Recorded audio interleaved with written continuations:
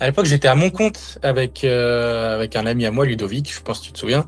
On avait un garage, on faisait de l'achat-de-revente de véhicules et je voulais investir en immobilier. Et c'est vrai que notre compte était bien tombé, sauf que bon, moi à l'époque, c'était un peu compliqué parce que bah, du coup, j'étais à mon compte, donc les banques étaient pas assez réticentes pour tout ce qui est prêt, etc. à cette époque-là. Et puis j'avais surtout pas le temps de m'y consacrer, donc j'avais un peu repoussé la chose. Bah, en fait, on a fermé l'entreprise pas longtemps après, parce qu'on a eu des soucis qui sont encore en justice d'ailleurs aujourd'hui. On a dû fermer boutique. C'est à ce moment-là que du coup j'en ai profité pour reprendre un travail classique entre guillemets et me dire bah ok bah c'est le moment. C'est à ce moment-là d'ailleurs que je t'avais recontacté, que je t'avais dit ouais Baptiste ça y est là c'est le moment. Ça faisait je crois même pas 2 semaines que j'étais en poste. Je me souviens tu m'avais dit mais du coup pour les prêts t'es en période d'essai encore et tout. Je lui ai dit ouais je suis encore en période d'essai mais t'inquiète faut que je commence maintenant. Donc ouais c'est comme ça qu'on était parti. Alors là-bas je voulais faire du locatif. Donc j'hésitais sur soit de la courte durée, soit de la longue durée classique. Et puis j'étais parti dans une petite ville que je connais pas loin de chez moi, où je me suis dit à la base j'étais parti sur Tours. Je voulais investir sur Tours parce que c'était intéressant.